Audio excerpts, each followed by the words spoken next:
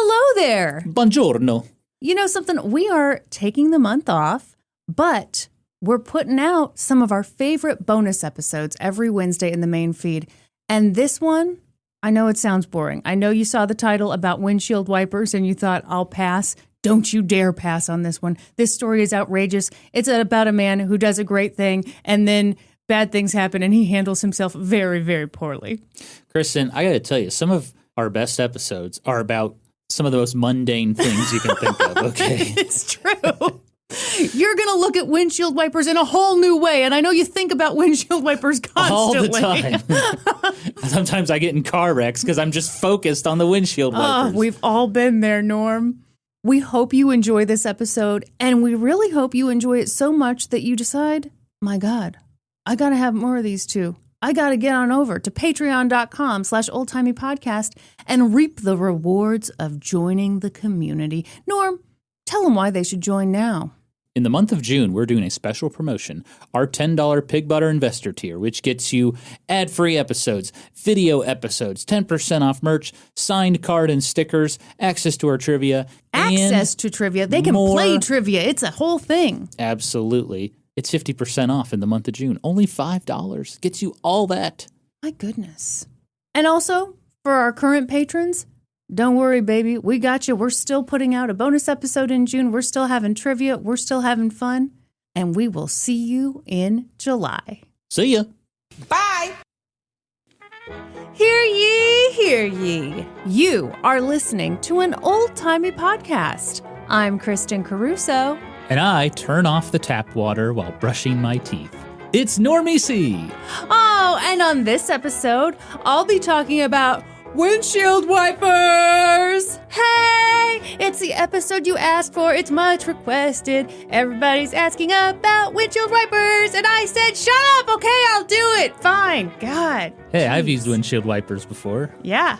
You want to hear a lot about them? Sure. Why aren't you inquiring about my amazing proclamation in the beginning of this episode? Well, okay, I'm not inquiring because I just want to heap some praise on you. I have wondered, how is this planet still spinning? How are we still here? It's because of you, Norman, because you turn off the tap water while you're brushing your teeth, and that's why we're still here. Thank you, Norm. You're welcome.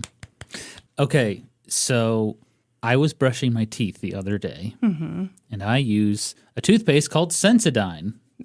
Shout out to Sensodyne. Not sponsored. By the way, not sponsored. I used to get really bad canker sores. I used to get canker sores all the time. And then my dentist was like, maybe you should switch to a sensitive toothpaste like Sensodyne. And I was like, okay, I have not had a canker sore since, unless I bite the inside of my mouth. But anyway, besides my point, I was brushing my teeth with Sensodyne, and I was bored, so I was reading the tube like you do. Okay. And it had a little symbol that was like, save the planet, turn off the water while brushing. And I was just like, wait a minute. Do people leave water running while they brush their teeth? Yes, and Why? They are ridiculous. But why? Because they don't know that we're all in this together. That's why. But you're. I know. Why? It's maddening. I need a reason why people leave the water running while they brush their teeth. You're not actively using the water, so turn it off. Yeah, I know. It just seems so bizarre to me that Sensodyne had to include that little symbol on their tube for these idiots that run the water while they brush their teeth. You know what I'm really noticing in this whole thing? What? Okay, so Norm has been like doing more of a digital minimalism thing, like cutting back on internet usage. And now I know the side effect of that is you start reading the back of your toothpaste tube. Hey, that's what I did when I was younger. I know, I did too. If I was sitting in the bathroom, I'd read the shampoo bottle. Yeah, when you're taking a Mondo Duke and, you know, maybe it's not coming out so easily. Okay, wow. You start reading whatever you can find in the bathroom. What does herbal essences have to say about itself? What are the ingredients of Cool Mint Listerine? Are we ready to get going here?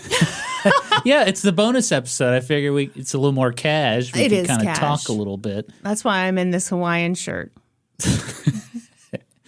I just imagined you in a Hawaiian Punch commercial. Remember those from the 90s? Yeah. Do you think I'd fit in? You would fit in if you had a Hawaiian shirt on, definitely. Okay. I'm imagining like 12-year-old Kristin. Yeah, definitely. All right. Thank you. Wow.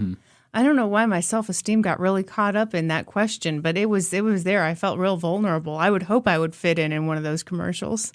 I mean, that's basically the barometer of like if you're going to succeed in life. And it's like, can I be in a Hawaiian Punch commercial? And if the answer is yes, you're going to do well. Who can't be in one? You have to answer now because you've said that anyone who is in one. Well, it was a joke. I was just joking. I know, but we got to get to the bottom of this. The joke is how ridiculous it would be if that was the measure of success in life. Everyone. Let's begin our episode, shall we?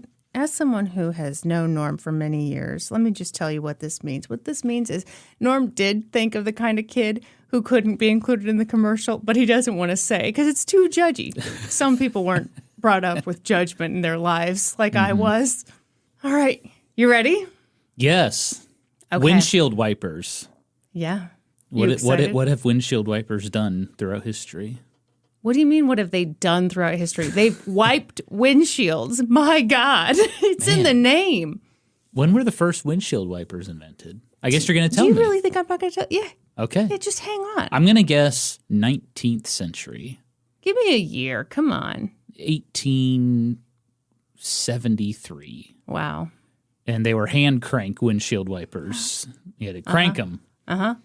They were on like little boats and stuff. Little boats. Mm-hmm. All right, let's see if you're right. Picture it. The year? 1953. No way. What do you mean, no way? 1953? I'm telling you the beginning of my story. I'm not saying this is the year that windshield wipers were invented. Okay, that's fine. If you wouldn't mind just sitting and listening for a bit. Okay. Hey, wait, shouldn't we thank the patrons? Yes. We forgot to thank the patrons. Thank you, patrons. Thank you. If you're listening to this, thank you so much for your support. We appreciate it. You're keeping this podcast going, just like Norm's keeping the world going by turning off his water when he brushes his teeth. Mm-hmm. So thank you for that. Thank you for supporting this small, independent podcast. I like how you call us that. A small, independent, sexy podcast. Well, you added sexy, but I yes. did. You know what? Yeah, we can include that now. Sure, why not? Because remember, as we said, if you listen to this podcast, you are so sexy. Yeah. And we listen to it through the editing process. Therefore, we are sexy. Mm-hmm. These are the rules. Okay. Picture it. Yes. The year 1953. And the United States has withdrawn from the Korean War. Okay. And I don't mean to get anyone steamed up, but the fact is, it was Robert and Phyllis Kearns' wedding night. Woo woo! Whoa, wait a minute. I have a sound for that. Do you? Yeah. I'm about to bust. You do. And the setting couldn't have been more romantic. They had a room at an adorable little inn in Ontario. What are they going to do in there? Sexy times. Oh, well, Dad, you're right. Thank you. Phyllis was in the bathroom, slipping into something a little more comfortable.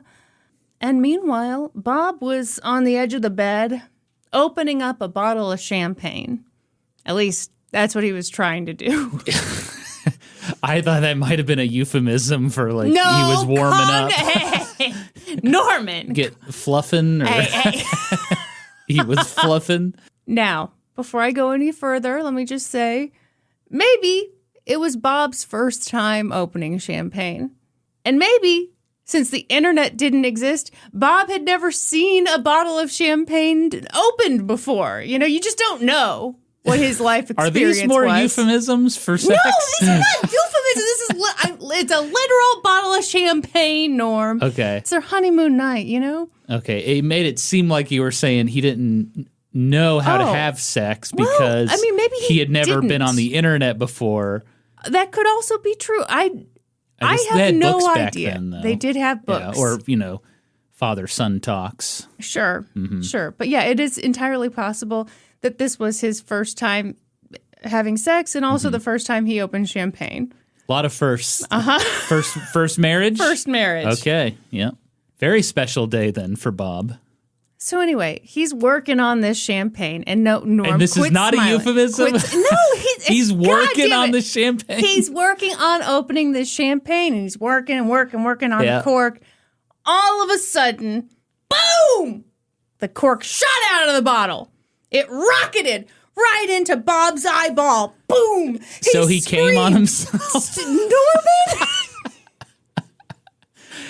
Norman! You've got to be messing with me right now. I am not messing with you. I'm telling you a real story. I think you're fucking with me right now. What would the point be? Because you're a trickster. Anyway, the cork shot into his eyeball, Norm, and it was I'm a about cork. to bust. Okay, not anything else. Sure. Shot into his eyeball. Yep. He's screaming. "Ah, ah, ah!" There's blood everywhere, spurting out of his eyeball, all over the bed. It was a mess. Man, he must have came hard. Stop it. Phyllis comes rushing out of the bathroom, and as soon as she saw all the blood and the chaos, she was also like, ah, ah, ah! Oh, it's quite a start to their marriage. Bob went blind in his left eye as a result of that accident, Norm. Wow. Well, What? nothing. Do you have any apologies you'd like to make Nope. to Bob or Now- to the listeners? Did this story come from him?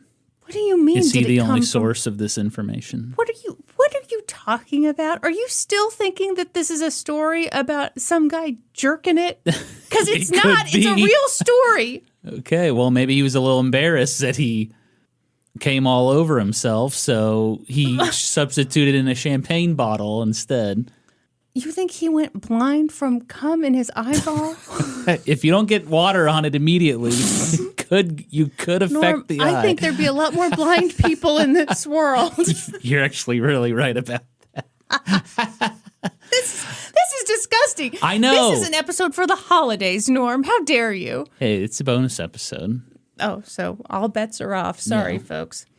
Okay, so he went nearly blind in his left eye. Are you happy, Norm? Okay, so the cork shot in his left eye, bleeding everywhere. He went blind. Mm-hmm. Okay. In that eye. In the left eye. Yeah.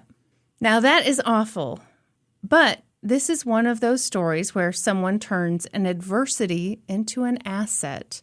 I cannot believe how wild this story has been so far. Here I was telling a wild enough tale, then you made it weird and sexual. Well, it's the way you wrote it. The way I wrote it? Yes. It's the way it happened. But you made it. I just thought we were going down one path. That's all. Okay. You see, Norm, Bob was an inventor, or at least he'd always tried to be. He was a super smart guy. In World War II, he'd been a member of the Office of Strategic Services, which was basically the CIA before the CIA. We know about the OSS. Okay. Julia Childs That's right. was a member of the OSS. She says she was just doing paperwork, boring stuff. But isn't that what you would say if you were also doing really exciting stuff? Yeah. We know she went behind enemy lines and seduced top-ranking Nazis. Ew. Future topic. Wait, future topic? Afterward, he got his bachelor's degree in mechanical engineering from the University of Detroit, and then he got his master's degree in mechanical engineering from Wayne State University, and then, after he and Phyllis had been married for a few years, he began working on his PhD from Case Western Reserve. In the early years of their marriage, Bob tinkered around with all kinds of inventions. He invented a comb that was supposed to dispense hair product as you used it. That's not a bad idea. Yeah, also not a great idea. But, you know. So, yeah, in order to get on the market, it needs to be great. And his ideas were just good. I don't know. I mean, he invented a voice amplifier. He invented a navigational system that he thought the U.S. military might find useful. They didn't, but, you know, he sure had hoped it. Because it was a monkey with a megaphone. Just shouting directions. And you just shove it in the glove compartment and yeah, just shouts directions. He tried a bunch of stuff. And none of it really panned out. But that never got him down. He was full of energy and curiosity, and he believed in the importance of innovation. So he kept trying. Do you remember those commercials when we were a kid of like it was like a caveman like tinkering on like a wheel and was like, "Do you have an invention and need a patent?" Yes. Yeah. Yeah. And it was like an 800 number, right? Yeah, and he turns the wheel into like this like rocket thing and he shoots off the screen. I remember thinking, man, it'd be so cool if I could invent something and make a lot of money. I would call this number. I remember wanting to invent something too. And I remember really racking my brain for a couple afternoons and coming up with nothing. Me too. Yeah, could never think of anything. I always messed around with Legos though, and I thought, surely I can create something incredible. And it turns out the answer was a podcast where your wife is telling you about a man going blind in his eye on his wedding night, and you're telling her that's got to be cum related. It has to be. This is our invention. I just think he was embarrassed, so. So by the time he was 35, he and Phyllis had 4 children, and they were living on the north side of Detroit, and Bob was commuting to Cleveland for his PhD program. Ooh, man. Yeah. Quite a commute. Money was tight. They had a big family, and Bob didn't make a ton of money as a PhD student, obviously. But that certainly didn't stop him from trying to come up with the next big thing. And then, one day, in November of 1962, Bob got an idea. Ooh. He was driving his Ford Galaxy when it started to sprinkle. Ford Galaxy? Yeah, do you know about the Ford Galaxy? I do. I had a buddy in high school who drove a 1957 Ford Galaxy. Holy shit. So I was just about to ask, when did they stop making those? Because like I was pretty sure I hadn't heard of the Ford Galaxy. Probably in the 60s they stopped making them. Oh, man, it was such a piece of junk. Like, it barely worked. But it was a very cool car. I'm sure it looked amazing. It broke all the time. But he was very proud of that Ford Galaxy. I would be too. I think the design of cars in like the 50s and 60s, that's just a cool look to me. I remember it just had like this just massive back seat, a massive front seat. Yeah. Yeah, like red leather for the seats. It was no just, seat belts to hold you down. No, it was just a huge vehicle. Oh yeah, they were tanks. Yeah. So he's driving his Ford Galaxy when all of a sudden it started to sprinkle. And that doesn't seem like a big deal, but in the early 60s it kind of was. Because back then, windshield wipers were way different from how we know them today. Really? Yes. So let's pause for a brief history of the windshield wiper. Oh, okay. I'm excited for this. I want to know if I was right. Picture it. 'Twas the winter of 1902. Ooh. Just missed the 19th century guess. And an Alabama woman named Mary Anderson was visiting New York City, and she was riding in a streetcar. And that day, just wet, nasty snow fell from the sky. Whoa, clumps of it. Sleety, just a mess. And the trolleys had 2-paned windshields at the time. And of course, these windshields were caked with sleet and snow. Yeah, I bet. Which meant that the trolley drivers, if they wanted to see, and my God, I hope they did, they either had to kind of open the 2 panes and try to like peek between them so that they could catch a glimpse of where they were going, or they had to stop the trolley altogether and knock the snow off the windshield. It was very time-consuming, very dangerous. What if someone's on the trolley and they have a guitar lesson? They're going to be late. You can't be late for your guitar lesson. Don't stop this damn trolley. So Mary watched this, and then she said the thing that by law all inventors are required to say. Do you know what it is? Eureka. No.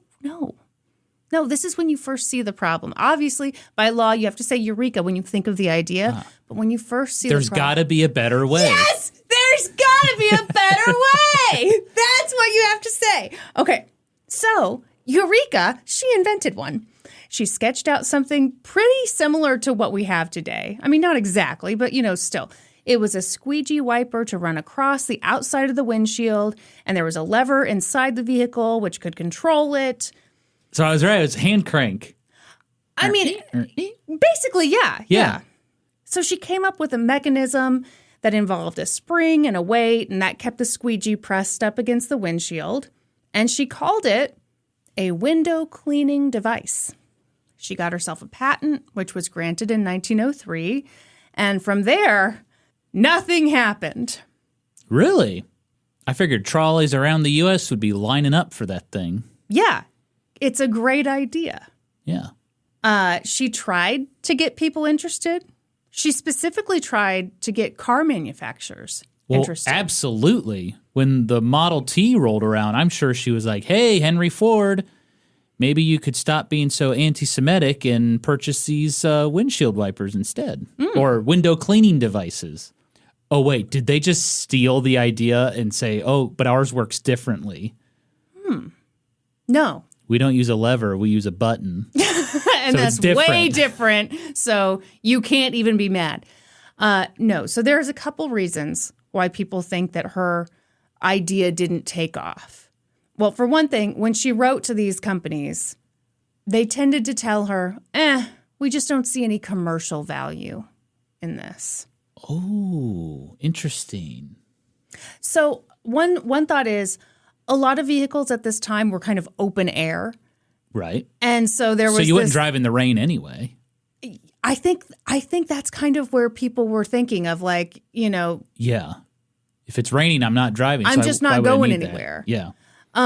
There's also sexism at play. Like, okay, this little lady came up with something. All right, you know, meh, who cares? There's also an argument that, like, hey, you're trying to drive this thing and also you've got to do a little hand crank thing with your free hand. I mean, that's kind of cumbersome. Bottom line, people weren't interested. They thought it was a dumb idea. Well, the other thing I was thinking was it would be hard to make money on that because you just include it with the car. But you don't necessarily want to raise the price of the car. And then it would kind of become a standard feature of a car. And so it's like, there's not a lot of there is not a lot of money in this. It's just something we have to add to cars now. So that's where you're wrong. Really? So back then especially, it was all about keeping that base price low. Right. And so, you know, you want the base model, but they would have all these upgrades that you could do. Oh, I know all about this. What do you mean you know all about this? Because I've been looking at buying a new table saw for my woodworking. Okay. And that's how they get you, Kristin. The add-ons. The base model, reasonably priced. Yeah, you can But have then the it's baked like, potato. Do you want it loaded? It'll cost you. yeah. Do you want the overarm dust collection? Well, yeah. Do you want the optional router table attachment? Damn right I do. Do you want the extension wings? Yes. Do you want a better fence? Yes. The price triples. Yeah. By the time you're done adding everything. Yeah, so I mean, So that's how they did cars back then. yeah. I guess you can. And they still kind of do that today. If you buy it, from the manufacturer, definitely. So anyway, she comes up with this very, very good idea, but no one sees the value in it. Damn. Tale as old as time. Then, in 1916, a guy named John O'Shea was driving his car in the rain with no windshield wipers, because we can all agree those things are a terrible idea. What was Mary thinking? Oh, God, women. So he's driving along, rain's pouring down, it's a mess, and then boom! He hits a cyclist. Oh, no. The cyclist was fine, thank God. But John was like, oh my God, I could have killed that guy. There's got to be a better way. And then he thought of something. Or he saw Mary Anderson's patent and was like, ooh, I'm going to steal this. So here's the thing. Here's the thing about John. He wasn't much of an inventor at all. He was a businessman, as in he loved scooping up patents and buying up new technology. Oh, God. I hate these people. Well, yeah, okay. I hate patent trolls and people, that just buy patents and try to make money off them. coming from the world of gaming historian, this shit gets so old so fast. By the way, did he fess up to hitting that cyclist? I mean, yeah, I don't think that this was a big cover-up, if that's what you're asking. Did he come clean? What? As the rain fell down.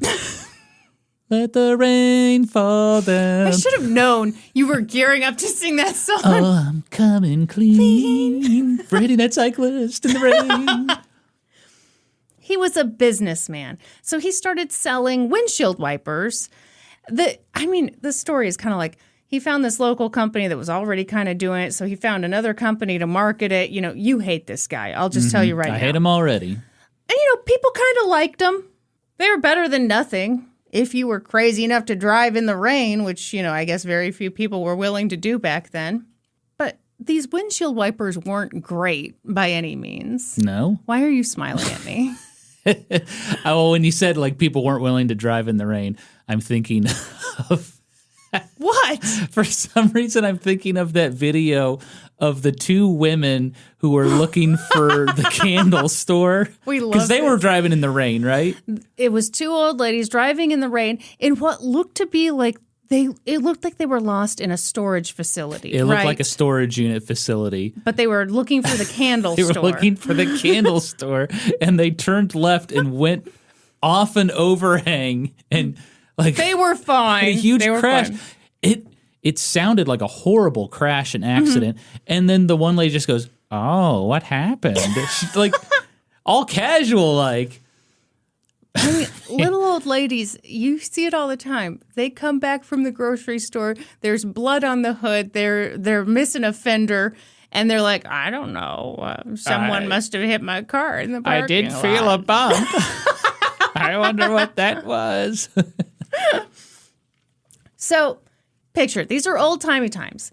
And with John's invention, which wasn't really his invention, but whatever, when you drove, you had to have one hand on the wheel, one hand on the stick, and if you wanted to use your newfangled windshield wiper, you, I guess, got your third hand involved somehow to operate that. It was kind of a mess. Yeah.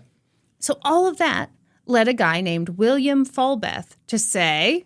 Let's go to court? What? No. There's got to be a better way. Oh. He invented the first ever automatic windshield wiper.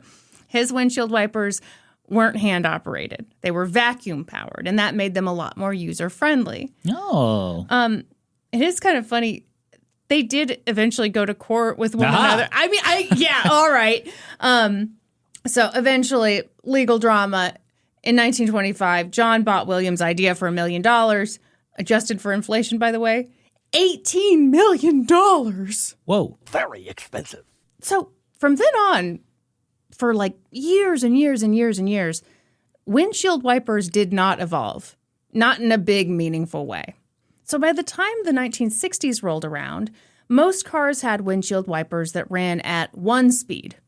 And if you had a really fancy car, you had 2 speeds. Ooh. You had kind of fast and really super fast. What's the big difference? I mean, not much, but the important thing is, if you're really only using these in heavy rain, then you're kind of screwed if it starts to sprinkle or you've just got a little something on your car. Yeah, I do hate when you have to figure out the right speed of the windshield wiper. Yeah. Drives me crazy. You kind of wish that one day we'll have smart windshield wipers. There's got to be a better way, Kristin. Stop the episode right now. Norm's got to get to tinkering. I've done it. To hell with this podcast. Oh, wow. Norm, you haven't invented it yet, so I just... Right, and I have no idea what I'm doing either. I'd keep going with the podcast for a while. So, like I said, those old-fashioned wipers worked just fine when it rained really hard, but they were terrible when it was sprinkling. And sometimes the engine would get overheated and the windshield wipers wouldn't work, so, it was kind of a mess. But when it was just sprinkling, those wipers would move across the glass way too fast and they'd screech back and forth. I hate it. I hate it. Yes. That's what I can't stand. It's like I need to lube up the windshield wiper. Yes, it's Okay, best case scenario, it's super annoying. Worst case scenario, it's dangerous because you're not using your windshield wipers as you should, or you're, getting transfixed by these annoying things. Anyway, so Bob, who had been unable to see out of his left eye for nearly a decade at this point, he'd spent a lot of time thinking about the human eye. And as he drove through that light drizzle with his windshield wipers screeching and doing a shit job, he thought to himself, there's got to be a better way. That's right. But I need more enthusiasm, Norm. There's gotta be a better way. Yeah, thank you. Like you've seen an infomercial before.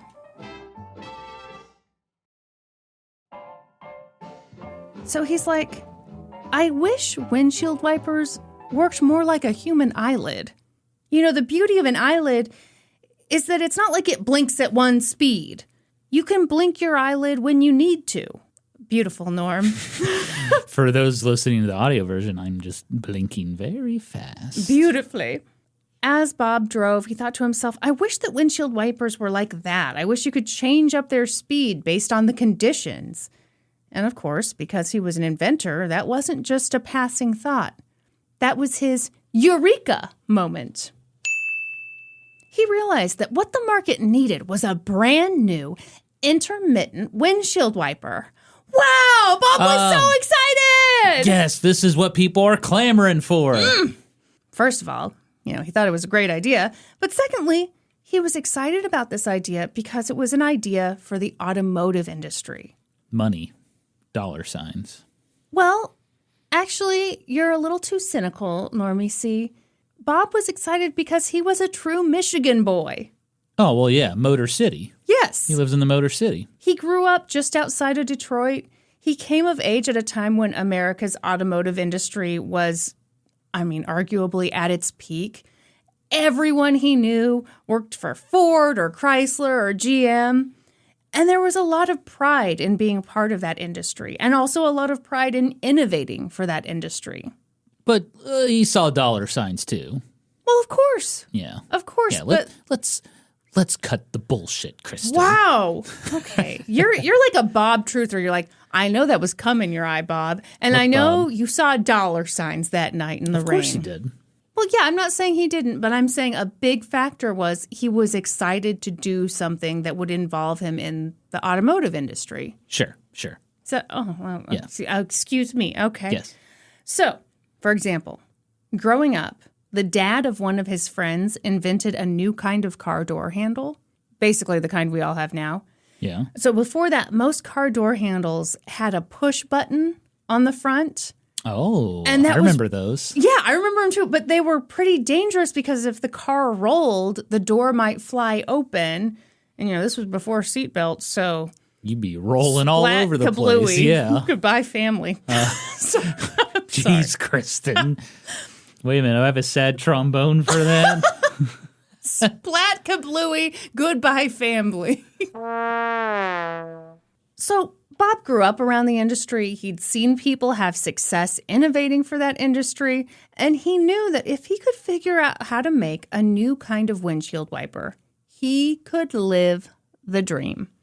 Meaning, he'd start up a factory in Detroit, he'd employ a bunch of people, and they'd make windshield wipers for the car industry, and it'd be great. Yes. Okay. The dream. You like it? Yeah, I'm thinking of my new windshield wiper idea. Are you thinking about a little factory you'd like to have? I'll have a little factory right here in Kansas City. Wow. Right next to the Russell Stover Company, hopefully. A boy can dream. Pop over, have some chocolate, But first, before the dream, Okay. you gotta brainstorm. Bob created an office for himself in his basement, and every weekend he sat down there with his feet up, just thinking and thinking. Gotta have an and office. thinking. Yep. And then he got to work using a mix of transistors, capacitors, resistors. I don't know what I'm talking about, but these are all off-the-shelf electronics, and he's pairing them together, doing what he needs to do. Yeah. Don't ask any more questions.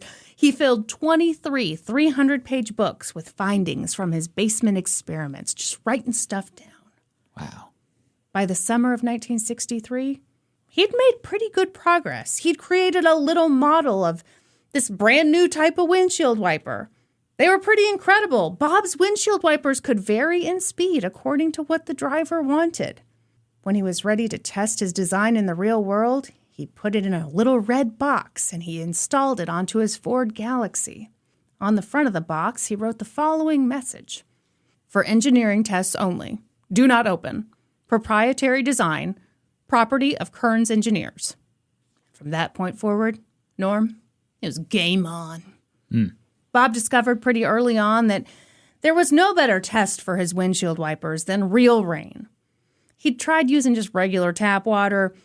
He tried just like a hose or a sprinkler. But he discovered it's just not the same. It doesn't have the same elasticity. You need the constant downpour, which whenever I watch movies and there's like a rain scene, I know they have those rain machines in Hollywood. Yeah. And I always try to figure out if they're using a rain machine or not. Do you feel like you're pretty good at spotting it? Kinda, because sometimes you can kind of. Sometimes it looks weird, doesn't it? Yeah, and you can look beyond the scene, and you can see it's maybe not raining in the background. I know the tricks of Hollywood. I know what they're up to. Did you know Space Jam? Yes. Michael Jordan, when he did that slam dunk at the end and stretched his arm, that wasn't actually his arm. Shut up. Yeah, that was animation tricks. Way to ruin that movie for everyone who is listening / watching. You want to talk about a culturally impactful movie, Space Jam. I feel like everyone watched Space Jam. Do you want to hear something wild? What? I never saw Space Jam. What? You didn't? You never watched Space Jam? Yeah, it's about sports. I wasn't into it. History hose. What do I do You with had this? to take your headphones off for What this? do I do with this information? You look like you're ready to divorce me. I entered into this marriage under false pretenses. I Your thought she Honor? watched Space Jam. You need to understand something, Your Honor. She never watched Space Jam. Man, that's crazy to me. I feel like I watched that movie multiple times. I'm in sure you theaters. did. I'm sure you did. Oh, gosh. I don't know how I'm going to continue this episode, Well, but go on. Okay. Thank you for being so brave. A Brave Little Toaster. By the way, a movie I saw multiple times. Did you know it's not a real toaster? It's an animated film. What? Yeah. Oh, thanks, Norm. Way to ruin everything. So because Bob decided, okay, real rain is best, anytime it started raining, literally anytime, he and Phyllis would drop everything and go drive their car in the rain to test out his invention. Phyllis was so proud of her husband. She'd drive around Detroit in the rain, both hands on top of the steering wheel, just to show anyone who might be looking that she wasn't switching the wipers on and off. She was using the best, smartest windshield wipers known to man. Isn't that sweet? Check this out. Woo. I kind of love that. Yeah, that is sweet. By that fall, Bob was pretty sure that his invention was ready for prime time. He knew exactly who he wanted to show it off to first. Who? Ford. Oh, well, yeah. Ford was the king. Ford was the best. Yeah, at that time, definitely. And of course, because he's in Detroit, he had a brother who worked at Ford. So his brother got Bob in contact with a guy who worked in engineering. So Bob met with the guy at the Ford engineering complex, and Bob showed off his invention, and the guy checked it out and asked a bunch of questions. And God, after 45 minutes, the guy was like, wow, I can't believe you did. This is great. This is so cool. The only thing is, I don't know that I'm really the right person for you to talk to. You probably need to talk to our executive engineer. And Bob was like, great, okay, sure. Let's move up the ladder. Who am I talking to now? 3 days later, Bob came back to the engineering complex to meet with the executive engineer. And when he pulled up to the parking lot, he found 10 Ford engineers all standing around waiting for him. They wanted to talk to him. They wanted to see what he'd done. They want to study this thing. So Bob demonstrated his invention, and each one of them kind of tested it out. And at one point, they were like, okay, you've got to leave this area. Because they were kind of suspicious that maybe he had a little secret control in his pocket that he was using to control the windshield wipers. They were just so convinced there's no way he did Yeah, but then they're going to pry that thing open and look at all the electronics. Norm, it says do not open on it, okay? So you think they can't read? I don't trust. Okay, let's see where this story goes. So he leaves, and then they're like, whoa, these things still work. So they brought him back in. They were really impressed. Then they did this kind of weird thing where one of them would pull him aside and ask him, okay, well, how do these work exactly? And then another one would pull him aside and be like, how do these work exactly? And another one would pull him aside, how do these work exactly? Come on. Were they testing them? Or were they distracting them while they pried open the box to study the electronics? The other one had a screwdriver in his hand. Yeah. That's up for interpretation. And Bob was a little suspicious too, just a little. Yeah, I mean, I'd he was like, he knew he had something special. And he didn't want to give away the secret, obviously, because that wouldn't be smart. But he also didn't want to be rude either. So he did give them some information about how it worked. And then, all of a sudden, the executive engineer finally made an appearance. Did he have a robe on? Just a robe. And he was wearing Crocs, which, frankly, I didn't know they had Crocs back then, but he had a pair. Okay, don't hate on Crocs. I bought a pair of Crocs recently, and I really like them. Yeah, and sometimes you just wear your Crocs and your open robe. I don't do that, but it's very handy when I need to let the dogs out at night, and I just need to slip on some shoes. I didn't mean to offend you, sir. You didn't offend me. Just clarifying that I don't walk around with Crocs and an open robe. I'm nude with my hog hanging out. Okay, we've heard quite enough about hogs in this episode, which, by the way... That's my first time saying hogs in this episode. Well, but you were mentioning you hog were juice. the one talking about Bob's champagne bottle. It was a literal champagne bottle, Norm. He was working it on his wedding night. He was opening... And then it blasted in his eye. Okay, all right, that's enough. Anyway, those are direct quotes from you. The executive engineer showed up. He was not in a robe. I assume he was in a suit because everyone wore suits in the 60s. And he had some disappointing news. He said, we're not interested. Because we've written down everything of how this works. Because we pried the top off that thing. I know it said do not open, but, we opened it. No, he said that Ford was actually already working on something, just like what Bob had invented. In fact, that's bullshit. They'd kind of already made it. No, that's bullshit. Hold on. That you could have said that in a phone call. Hold on. As proof, he rolled out a new Ford Mercury, okay? And he had Bob stand off at a distance, okay? Don't get too close. And then he demonstrated the Ford Mercury's intermittent windshield wipers. And it was a monkey inside, moving the windshield wipers. No, okay. Slower, monkey, slower. Slow it down. So just to interject, this was true. This was real. Ford had been working on intermittent windshield wipers. This was obviously something people wanted, They wanted to be able to use windshield wipers. Yeah, but there's only so many monkeys in the world, okay? And not all of them are trainable, okay? Yeah. I'm not trying to talk shit on the monkeys, but that's just a fact. But here's the thing. The version that they showed Bob that day was way shittier than what he had invented. So a worse version, okay. They were still using the vacuum-operated wipers, but his ran off of an electric motor. Their design was super complicated. It required a ton of parts, which of course meant that it's easier to break down. It's also more expensive to produce, which means it's more expensive for the customer. And this is kind of a new thing, so we don't even fully know if the customer is going to want this. More ways it could break too. If you have the more parts you have. Sir, I just said that. What'd you say? I literally said that. This is a, No, did you know didn't. when Lincoln was president? No. Joe, No. Joe, rewind this. Rewind this. No. You said it easily broke, and I'm saying yes, because of the but you didn't specify array of parts. You didn't specify why it easily broke. Joseph, back me up on this. No. Replay it and play it slowly slowly really make Norm think about what he's done. Joe, you know all the dirt I have on you. All the dirt? What do you have on Joe? I don't have anything on Joe. But maybe he thinks I do. Joe, we know what you did on your wedding night with that champagne bottle.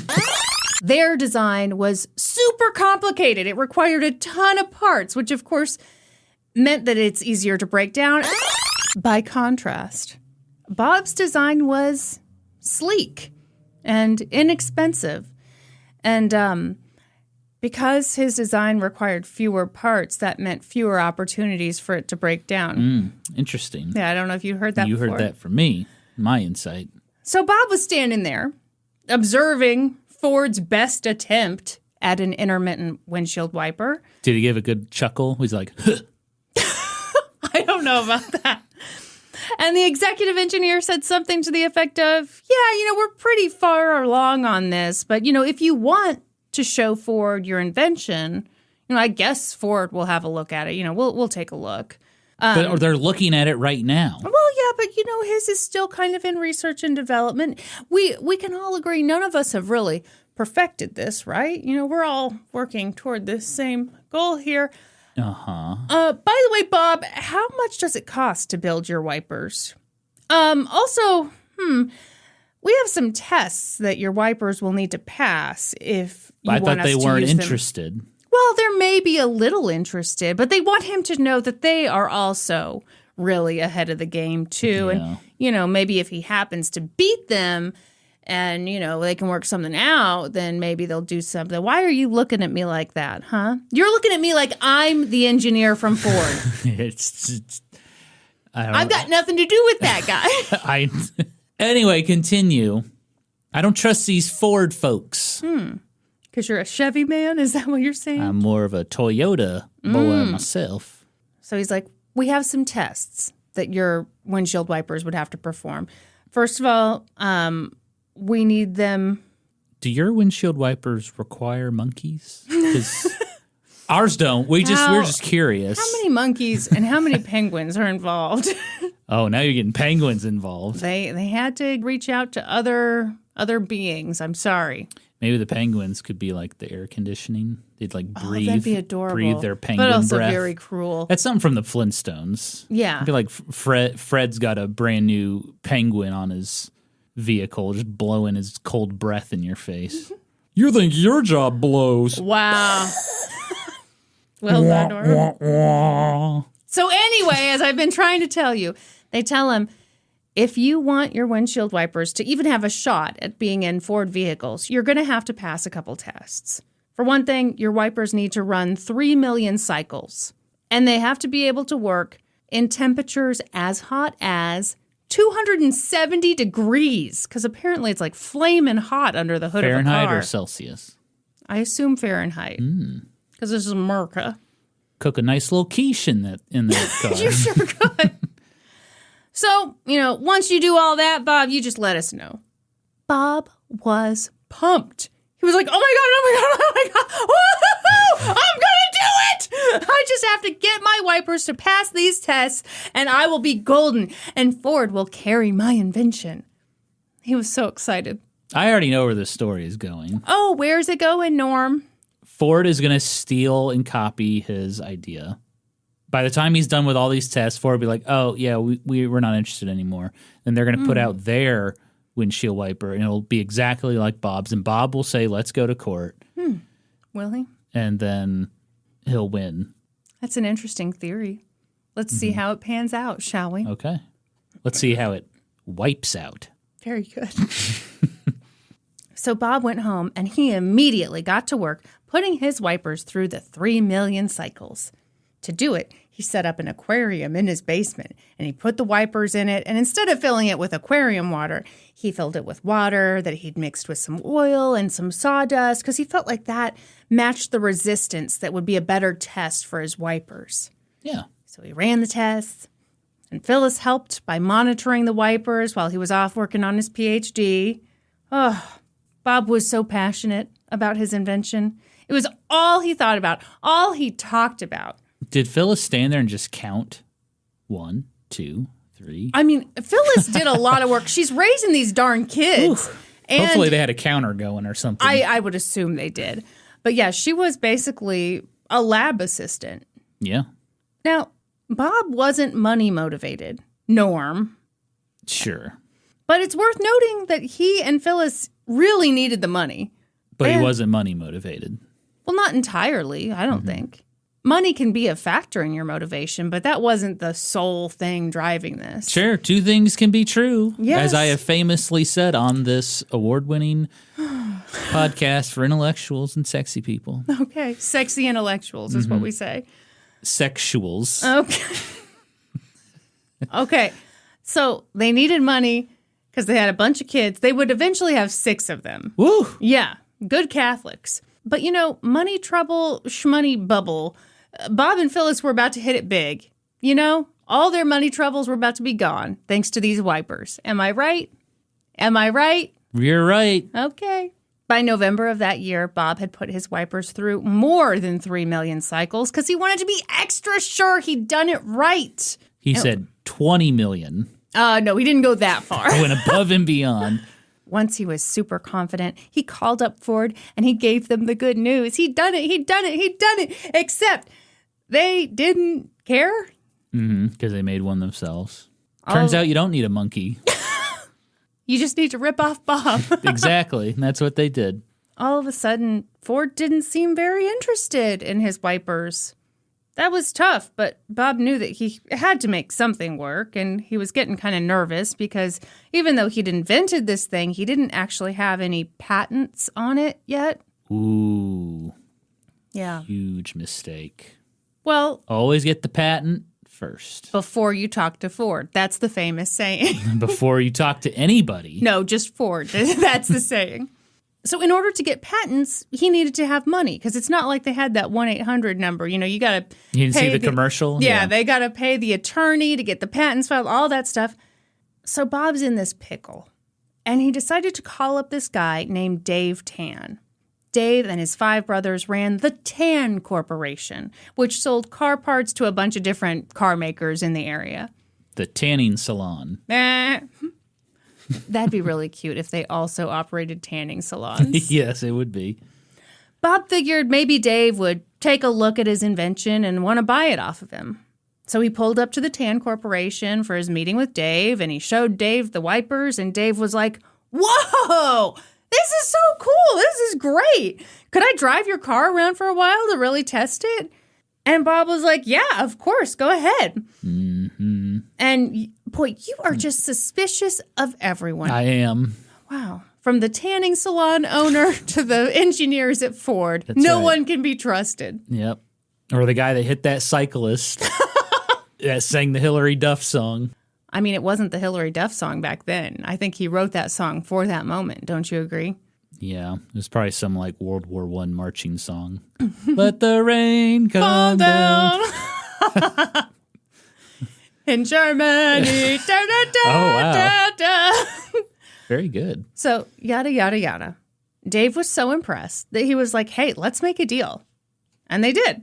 Bob assigned the rights to his wipers to Dave, and in turn, Dave agreed to pay for all the patents, and Dave agreed to pay Bob royalties on the wipers, plus $1,000 a month to continue doing research and development to just improve these things. So you got a salary. Very good. Just to sweeten the deal, Dave sent Bob home that afternoon with his first year's worth of research and development money. $12,000 cash, baby. Bob was so excited that when he got home, he called the family into the kitchen and they spread the dollar bills all over the kitchen counter, which is disgusting, but I'm happy for him. Isn't that nasty? Why is it nasty? Norm, for the same reason that when we get a package and you bring it in and you set it on the kitchen counter, I'm like, can you not set it on the kitchen counter Okay. where we cook our food and stuff? Where would you like me to set packages? Literally on the floor. The floor? Or just not on the kitchen where we have food being prepared. Like, you don't know where these packages have been. Do we not wipe down the counters and Not clean them? regularly enough. Yeah, but then I have to get down on the floor and open the package. On the I'd like to be floor? able to be comfortable and open my package standing up. Act like we don't wipe counters. Okay. Anyhow, they put their cash all over the counters, which I don't approve of. Do you approve of it? Of course you do. 'Cause I you're don't. like, well, Who why cares? All right. You'll be relieved to know that Dave Tan held up his end of the bargain. So I hope you feel kind of bad. Good job, Dave Tan. He hired a patent attorney named Dick Aitken, not to be confused with Dick Aiken. I was prepared for you. Dick Aiken? Yeah. Okay. So much of this comes from this New Yorker article from like 1993. I don't know why that's relevant, but literally I read it a couple times and every time I was like, oh, Dick Aiken. And then I, saw the T and it did break my heart a little, but still. What do you mean you saw the T? Well, it's Dick Aitken, but it looks like Dick Aiken. Oh, and so if you say it fast enough. So he's not related to Clay Aiken either. I'm afraid not. Damn. I'm so sorry. Maybe Clay Aiken has a relative named Richard Aiken, and that would just be so funny. Anyway, Dick Aitken, who had an Aiken dick, filed the first patent application on the intermittent wiper in December of 1964. And faster than you can very slowly say blammo, the patent was granted in November of 1967. But that's not to say that Bob and Dave just sat around twiddling their thumbs, just waiting for the patent to be approved. During that waiting period, they did a bunch of demonstrations for Ford. They thought for sure that Ford would want to work with them once they finally got their patent. Nope, because Ford stole it. Norman, Yeah. all the work paid off. So suck on that. Suck on my aching dick. A supervisor at Ford told Bob that Ford would use his wipers on their 1969 Mercurys. Really? Yeah, I'm shocked. he'd done it. There's got to be a twist here. What? There has to be a twist to this story. What? Keep going. There's no twist. This is a straightforward tale about a happy little invention. And that's the story. La-di-da-di-da. Yeah, right. What's wrong? What about me says that I can't just tell you a nice little story? I can just tell the inflection in your voice right now. Well, here's the thing, Norm. It all felt very official. Supervisor welcomed Bob to the wiper team. Hey! The wiper team. Yeah! We have fun here. We're like a family on the Yep. wiper team. Crock-pot lunch on Thursday, Bob. Bring the missus. They even gave him a prototype of the windshield wiper motor just as a fun little keepsake. Oh, wow, yeah. Worth noting, nothing had been signed yet. There were no contracts in place. What? But it felt so official. It felt really No, real. I've seen this. Felt. No. Felt true. Do you remember, you ever seen that movie Jerry Maguire? I have never seen that movie. Okay, so Tom Cruise is a sports agent, okay? And he's at this big firm, and he, rebels against the standard ways, and he starts his own sports agency firm, and he convinces the potential number one draft pick in the NFL. Cuba Gooding Jr., right? No, Cuba Gooding Jr. was already playing in the NFL. It was Jerry O'Connell. He was a quarterback. Oh, okay.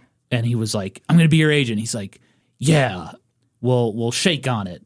And comes back to bite him during the draft. The guy switches to a different agency, the one Jerry Maguire used to work for, even though that quarterback's dad was like, my word's stronger than oak.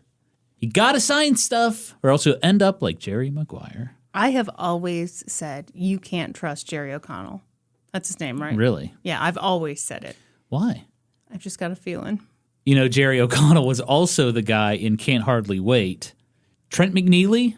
I don't know. Trent McNeely, who went off to college. Oh, yeah. He was like the washed up guy who was like, no, you've got to enjoy these times while you have them. Yeah. Yep. And he also said, wear water shoes into the shower or you'll get warts all over your feet. That's good advice. Yeah. Really good advice. So they didn't sign anything. Right. Bob and Ford have not signed. Right. But they'd welcomed him to the wiper team and they gave him that gift. And he did that crock pot lunch too. So when the supervisor made one more request of Bob, he thought nothing of it. The dude was like, hey, I need you to show the entire team how your wipers work. And I need you to not be vague. I need you to go into big time detail. Tell us everything. No. Hold on. Because windshield wipers are technically a safety item. And legally speaking, we have to fully understand how a safety product works before we can give you a contract. These are just the rules. We don't make them up. If this story is going where I think it's going, this is some evil shit right here. Anyway, continue. It ends in an orgy. Whoa. No. Welcome to the wiper team. Ew. So Bob hears all this and he's like, oh, well, that makes sense. Safety item. Yeah, I guess you have to. Mm-hmm. Okay, sure. So he told the Ford engineers how his wipers worked in great detail. And he worked with them on those wipers for the next 5 months. Bob. And then they let him go. They fired him? Yeah. Yeah, I knew it. These fuckers. The folks at Ford told Bob that they were going in a different direction. They didn't want his intermittent windshield wipers. Thank you very much. Bob does have the patent, right?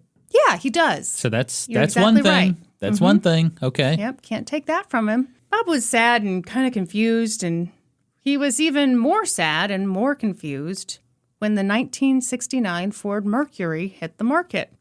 That year, Ford introduced a brand new intermittent windshield wiper. I knew it. It was brand new to everyone but Bob. Yeah, those fuckers. It was exactly like what he designed. It had a capacitor, a resistor, a transistor. At the time, Ford made a big deal out of keeping the price of their base model. Oh, I've already said this. So this was an add-on that you could do. Initially, it sold kind of slowly, but then they packaged it with something else. I can't remember what it was. I think it was side view mirrors that you could rotate, and then it just flew off the shelves. Free holiday ham with purchase. Everyone Holy got shit, a holiday ham. People loved it. It only cost Ford $10 to make Bob's design. I mean, their design. And they sold them for $37 a pop. So it's great profit, great safety product. Everybody's happy. This is such bullshit. It's terrible. Yeah, I'm never buying a Ford, ever. Is that because you don't like Fords in general? I feel like we were never at risk for buying a Ford. We had a Ford growing up that was like just a total piece of junk. And man, I'm forever ruined from Fords. You know, I was kind of interested in the new Ford Mustang because it's an all-electric Mustang, and I was like, well, that's kind of cool, like a sporty all-electric vehicle. But now that you know But that they now were that I jerks in know 1969, that you're they like, did no. this. Well, maybe they didn't do it. Bullshit. Maybe they didn't. Uh-huh. Okay.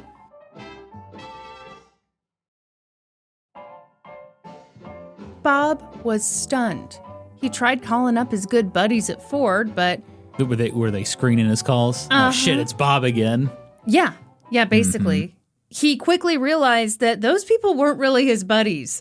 They'd been real friendly when they wanted information out of him. Yeah, of course. But the second he wanted information out of them, boy, they clammed up real quick. This isn't the Ford Motor Company. It's the Dord Motor Company. You have the wrong number, sir. Sorry, sir. Goodbye. But luckily, as you have already pointed out, Norm, Bob had those patents. Yep. All right. So he talked to the attorney who had filed those patents, Dick Aiken. He was like, ow, don't worry, I can still work. Ow. You know, they have a lot in common because Bob's dick was aching on his wedding Okay. night from working that champagne bottle, as you say. Anyway, the attorney wrote some really scary letters to Ford, okay? Really strongly worded. That's Don't where you do start. it. Yep. And Ford was like, we are Ford, so we are We're not like scared. $1 billion company. Yeah, we don't care. They were like, first of all, we didn't infringe on your patents. And second of all, you shouldn't have been granted those patents in the first place. Oh, really?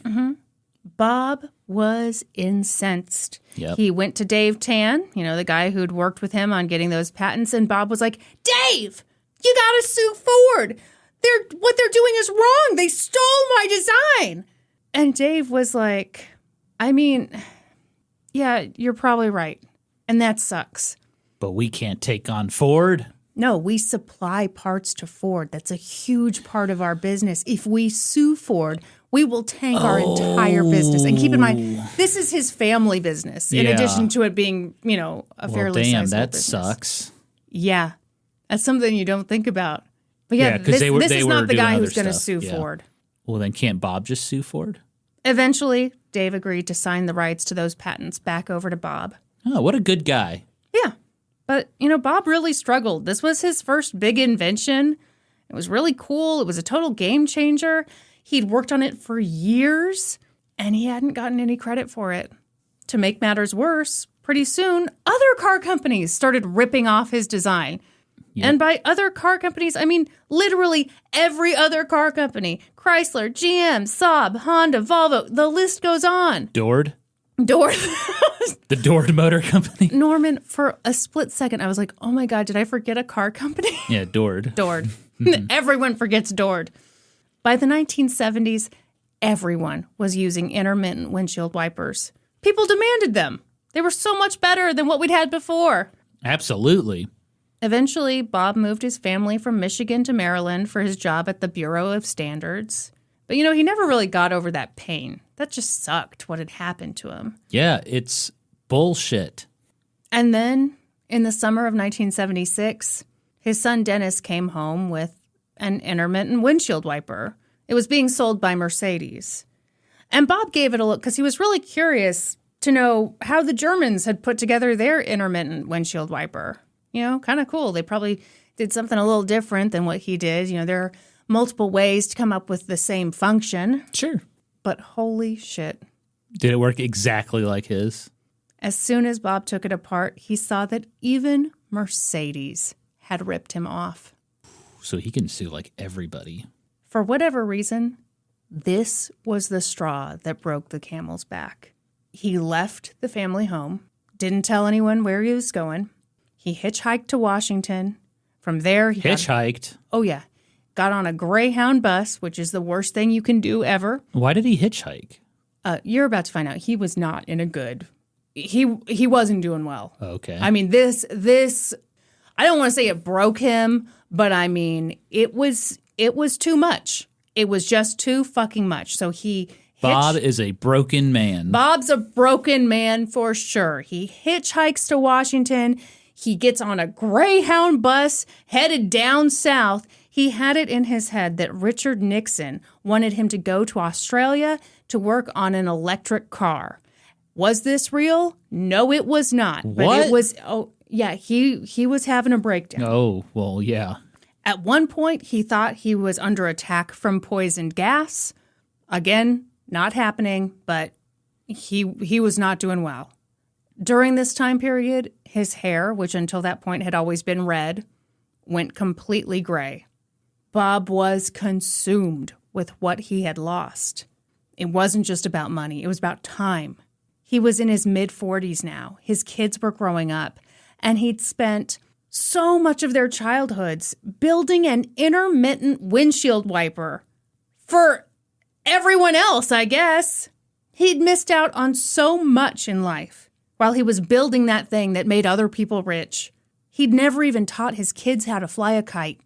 The police eventually found Bob in a park in Tennessee holding 2 kites. What the hell? Yeah.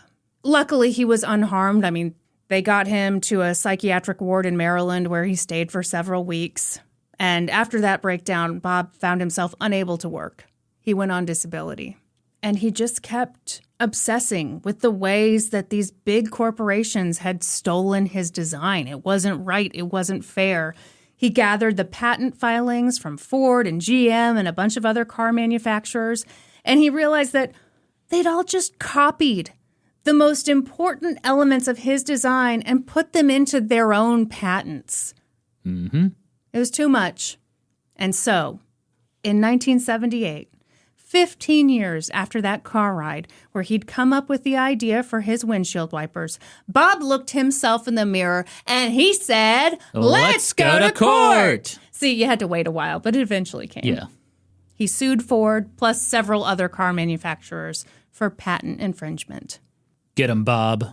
He sought $141 million in damages. Inflation? It's got to be like $1 billion, right? actually, the calculator errored out when I tried to do this. And he would later raise it to $325 million in damages. Yeah, he's owed a ton of money. This became a long, painful legal battle. Ford and all these other car manufacturers had all the money in the world. They could fight this thing forever. Mm-hmm. They could drag it out forever. Ford's main defense was that Bob's patents were invalid because his invention wasn't really an invention. What does that mean? Well, okay. So this is a big legal issue. As it turns out, deciding what constitutes an invention, and specifically an invention that should be protected by a patent, is really difficult. And it's something that legal scholars have debated for a long time. And for a while, there was this idea, thanks to a 1941 Supreme Court decision, that for something to qualify as an invention worthy of a patent, it had to come from a flash of creative genius. You had to have that moment, that eureka moment. Shut up. Who ruled on that? I mean, a flash of creative genius? it's That sounds so... in their defense, it is really poetic hard. and- No, I agree. I agree. It's very flowery, and that's kind of the problem because then you're relying so much on the inventor's story, and it's like, well, what if this person doesn't really have much of a story? Yeah. It doesn't mean they didn't come up with a very unique idea that's worthy of a patent. Yeah, what if you just saw something and you were just like, oh, I bet I can make a better version of this? Mm-hmm. That's not a flash of creative genius, That's but kind it's of what. still worthy of a patent. So that's kind of what people said. They're like, we need to refine this definition. So in the 1950s, a bunch of experts got together and they created a new rule. It's called the doctrine of non-obviousness. Great name. I love it. So that kind of became the new thing. And it basically says that in order for something to be an invention worthy of a patent, then that invention must be non-obvious to a person with an average skill set in that particular field. What do you think? It seems so convoluted. What? Well, you give me a better definition. For a patent? For an invention that is worthy of being protected by a patent. Because the thing they're trying to avoid here is like they don't want to stop people from just evolving things.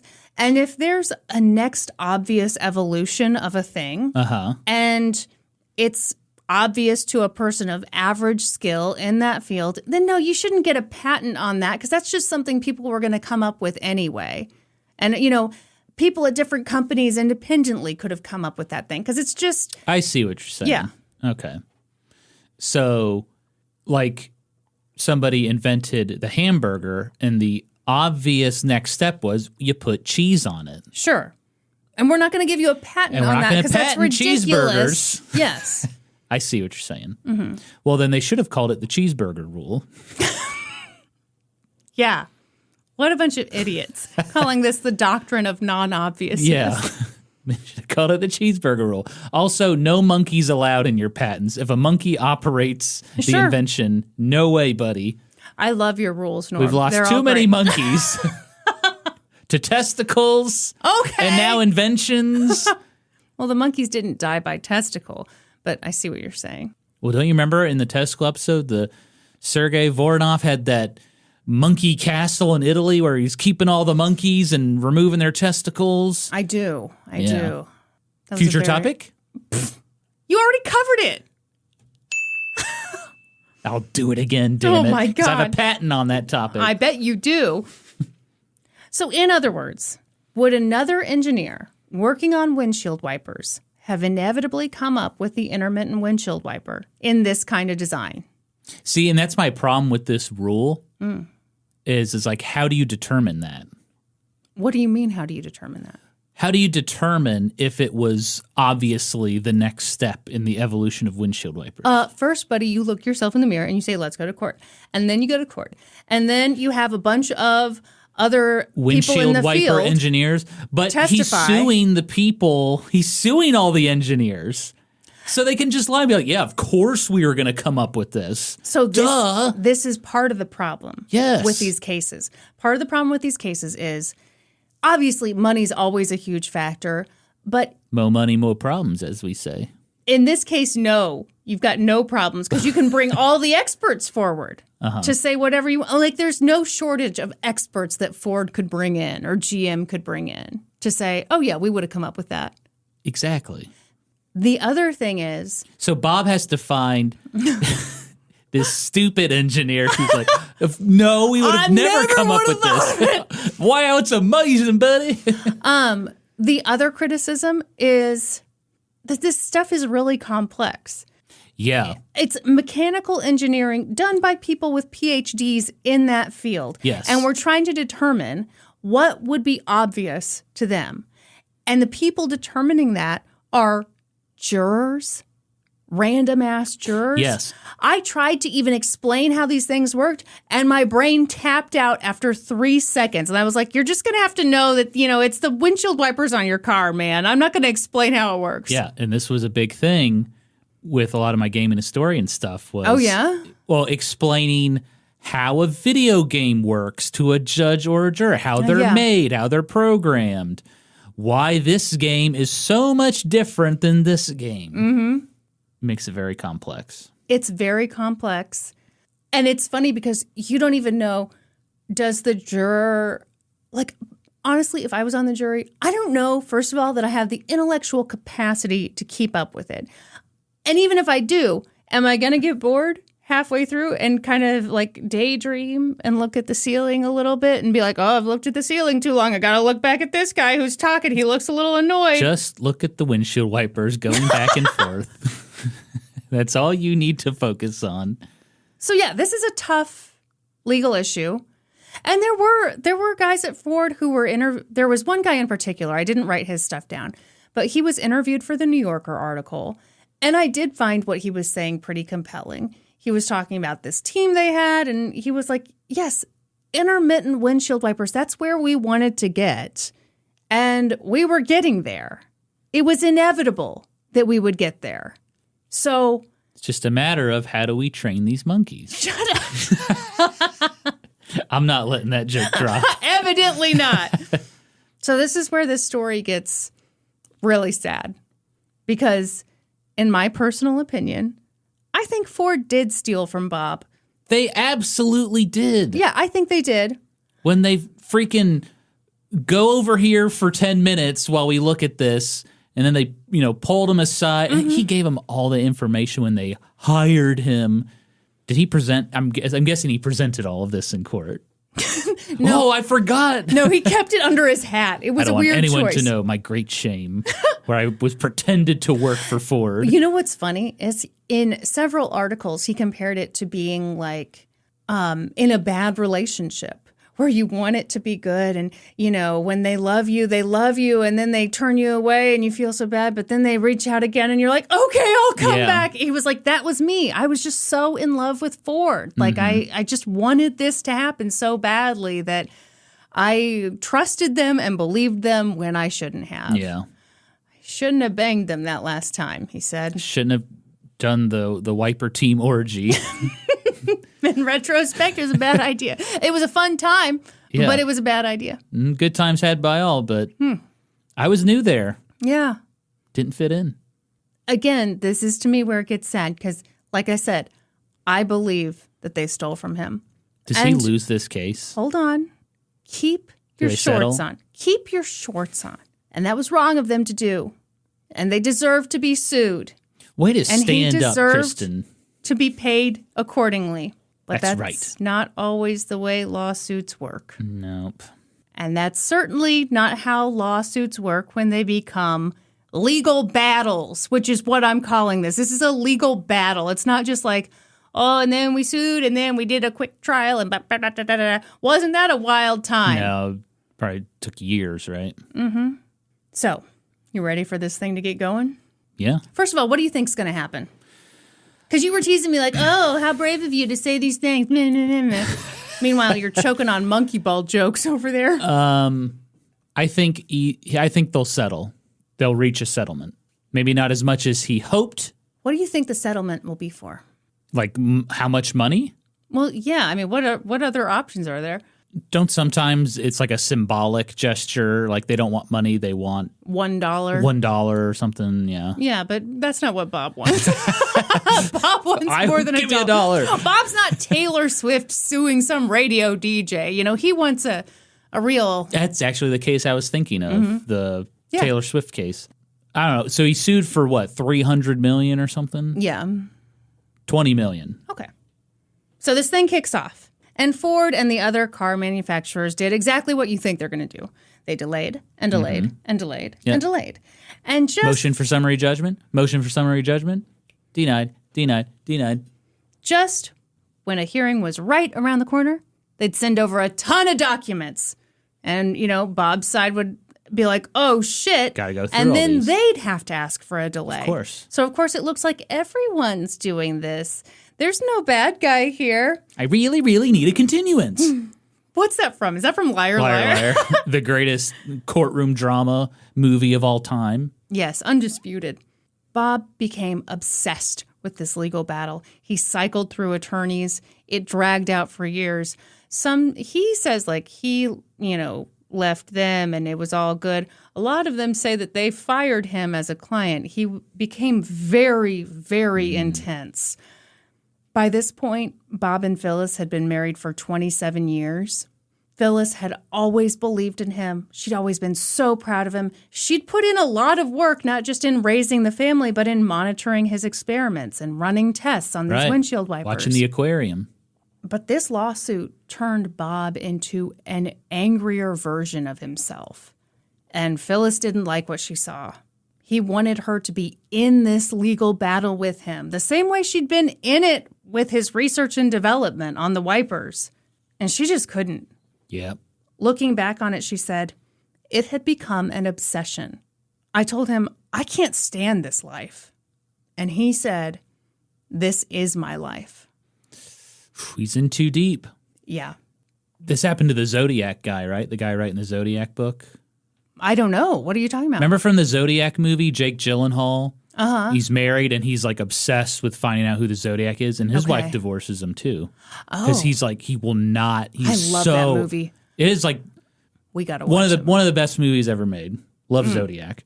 But yeah, I think I can understand your partner gets just obsessive about something, and yeah, it's like Phyllis talked about like being fundamentally a peace-loving person, and this just was not what she wanted. it's a fundamental difference of what they want out of life, and Phyllis sees it as like, this is just not worth it. Yeah. There's more to life than this. And he is like, no, this is life. Okay, it's interesting that you say that. And I didn't write this quote down, but he told a reporter once that this legal battle felt like it wasn't about determining, did they steal my design? You know, who did what to whom? It was about determining the meaning of Bob Kearns' life. Right. His legacy. What is my legacy? That's rough. Oof. That's rough to put all of that into the hands of a jury. Yeah. Phyllis left Bob in 1980. Their divorce became final in 1989. 1 year later, 12 years after he'd filed that initial lawsuit, Bob's case against Ford finally went to trial.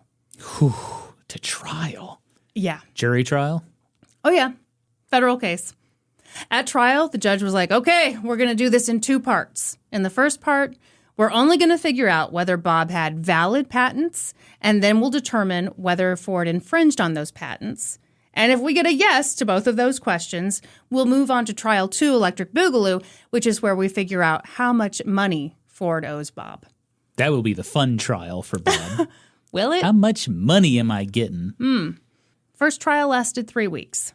In court, Ford argued that Bob hadn't really invented anything because what he'd done was take off-the-shelf parts and assemble them in a new way. A monkey could have done it. Oh, hey, don't steal my monkey jokes. I have a patent on those monkey jokes. I don't think you do, because it was pretty obvious. Well, I don't think you can patent a joke. You'd be more of a copyright. Gotta think on this, don't you? So Bob's legal team argued that, yeah, of course, he used parts that were off the shelf, but he'd put them together in a new, non-obvious way. I agree. A monkey could not have done this. I agree. And neither could an average mechanical engineer at Ford. Ultimately, the jury found that, yes, Robert's patents were valid, and yes, Ford had infringed on those patents. Excellent. Mm-hmm. Good start. So at this point, Ford shat its pants collectively. Now, what about all the engineers who were like, well, it's obvious this is where windshield wipers were going. Wouldn't that invalidate the patent? It depends on who you believe. You know, So the jury said it's a valid patent. Yeah. Okay. Gotcha. Yeah, if I was on the jury, I'd be like, to hell with Ford. Well, it is funny. I would have said it during the jury selection process. And they would have said, they would I have don't like, think we "Sir, should get this guy on here. No, it's funny. We talked shit on the flash of genius, the flash of creative genius thing. But I do think when you get in front of a jury, that story of, the champagne cork to my eye and it got me thinking about an eyeball and I was driving and I was like, why can't it be like an eyelid? That's a great story. I think that goes a long way with a jury because we can all understand that. Yeah, I agree, but that shouldn't be the only criteria for if a patent is valid or not. No, it's not. Because sometimes inventions are boring. Like your monkey jokes. I worked really hard on those monkey jokes. My brain has been whirring like crazy. This crystal light has been putting in work today. Coming up with So how dare nonstop you? monkey How jokes. dare you insult my monkey jokes? So Ford's shitting its pants because they just lost that first phase of the trial. And they came to Bob. Wait a minute. What? Thank you. They came to Bob, pants caked in shit. And they said, hey, friend. Hey, buddy. Hey, can we settle? Hey. How about we settle? How about we settle for $30 million? Oh, I was close. Yeah. Mm-hmm. Look at your face. Mm-hmm. Let's just forget this ever happened. You just take your $30 million and, bing, bang, boom. Everybody's happy. And Bob's legal team was like, yes, yes. And Bob said no. Suck on that $30 million. Woo-hoo. Ooh, I'm getting a Super Nintendo. But Bob said, hell no, I'm not settling. Yeah. Yeah, of course. He told the Detroit Free Press, this case isn't about money, Norman Caruso. If I walk out of there with nothing more than a check, then I'm nothing more than an employee of Ford. So he wants the victory too. He wants the victory. Here's what he wants. God bless him. He wants a judge to tell all of these other car manufacturers, you have to stop making those wipers. You have no right to make those wipers. Okay, well, that's not happening. Hold on. Here, I'm telling you what he wants. I'm not saying, hey, he's right and this is going to happen. That's what he wants to happen. So then he can build his factory in Detroit. And then all his kids can work there. Okay. Whoever, they can have nice landscaping out front. No. They can make, No, hey, Bob. I'm telling you the dream. And then they can make the windshield wipers and then they can supply them to all these other car companies. Bob, that was like 30 years ago. Times, they are a-changin'. Yeah. The new dream is, yes, all the manufacturers have to admit they stole your shit, and they give you giant bags of money. That's a much more realistic dream. Yes. Norm, that's not where Bob's head's at. Oof, okay. Good luck, So- Bob. They move ahead to the second trial. And when the jury had their verdict, everyone gathered round to hear the news. Everyone but Bob. Why didn't Bob want to hear it? He was mad. Did the trial not go very well? He was mad at the judge because the judge had ruled that essentially Bob was asking for too much money. The judge had told the jury Bob shouldn't get profits from the manufacturing of the windshield wipers. I mean, I would agree with that. He should get money on each one sold, but not money for manufacturing it. Well, That you and seems you reasonable. and Bob disagree on that. I guess so. I believe also this jury said that Ford hadn't willfully infringed on the patent. They had infringed, but not willfully. And so that takes the damages down further. Uh-huh. So Bob's mad. I'd be mad about that, too. So without saying shit to anyone, including his own family, Bob took off. He spent 10 days tent camping in West Virginia with nothing but pork and beans to sustain him. Pork and beans. Who are you trying to punish, Bob? Yeah. Maybe he was listening to Dave Ramsey. God, Dave Ramsey. Jesus. The judge was pissed that Bob had just vanished in the middle of court proceedings.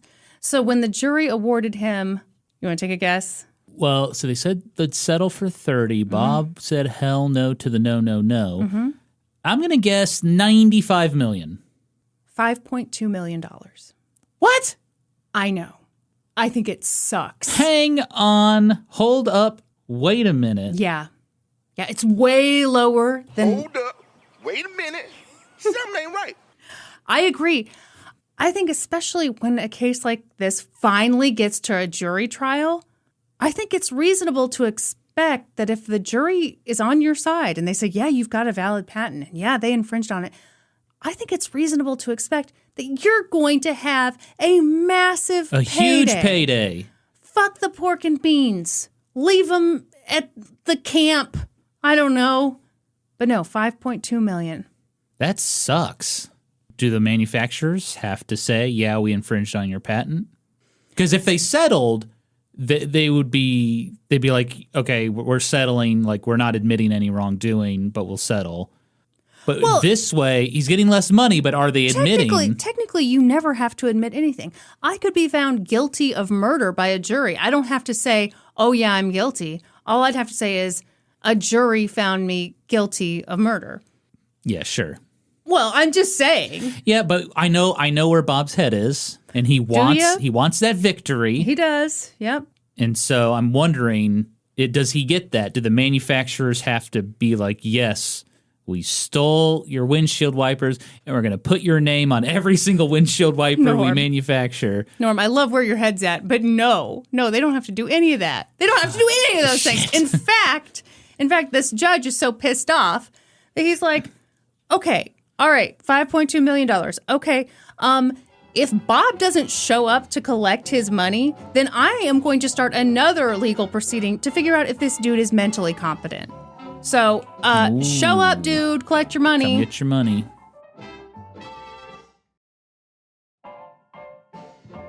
So eventually, when the pork and beans ran out, Bob came out of hiding. He's pissed off about the $5.2 million, determined to appeal, but Ford offered him $10.2 million, and he agreed to settle. Wait, why did Ford offer that? Just so he wouldn't appeal? Yeah, just so it's like, let's be done. Well. That's rough. Yeah. So he's got $10.2 million. What are you going to do, Bob? Well, money can't fix everything. That summer, Bob went to jail for failing to pay alimony to Phyllis and also for refusing to leave their house.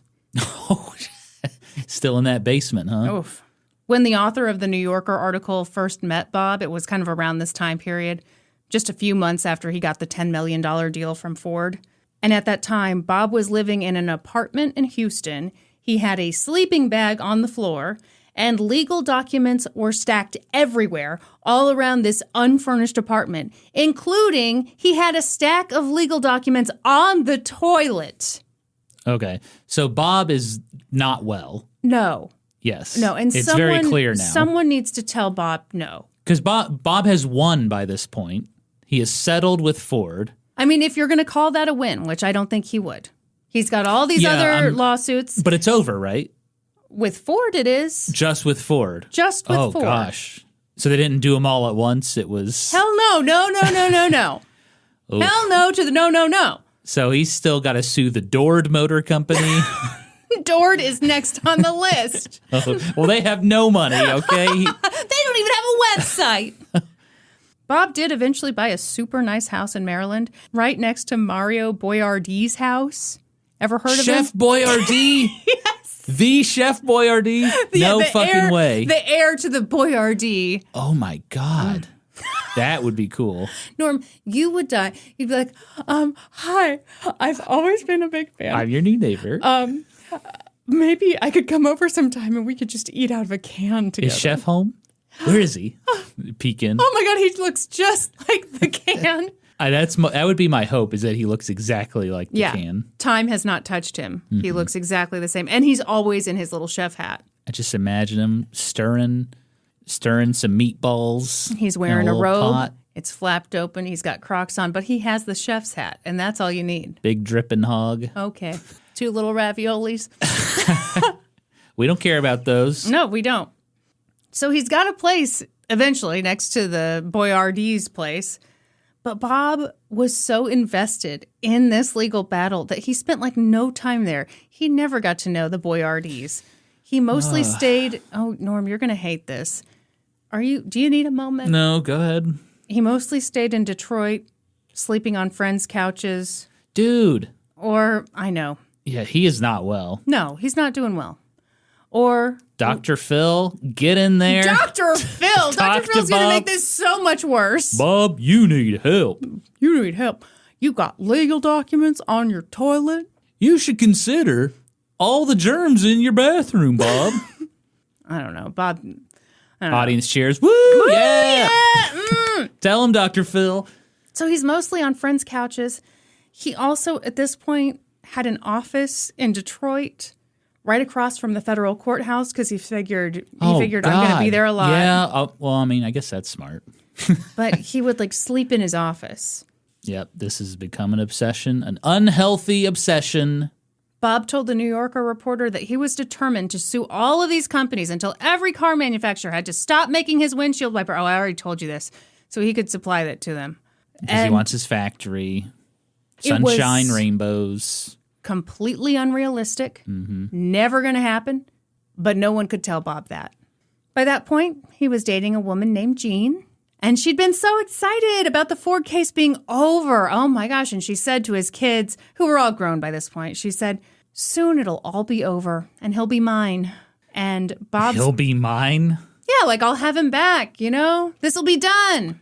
Oh, Jean. Sweet, innocent Jean. Bob's daughter, Kathy, said, Jean, are you crazy? Don't you get it? This is never going to end. Nope. Kathy was right. The next giant to fight with was Chrysler. And here's a fun thing, because I don't know if you've gotten the vibe, but Bob was officially difficult. He'd been very difficult for many years, and he'd gotten pretty fed up with his legal team. And I guess he thought he could do better. Because by the time the Chrysler case went to trial, Bob had decided to represent himself in court. Oh, no. This always goes well, though. This is terrible. This is terrible. I feel like there are 2 types of people who represent themselves in court.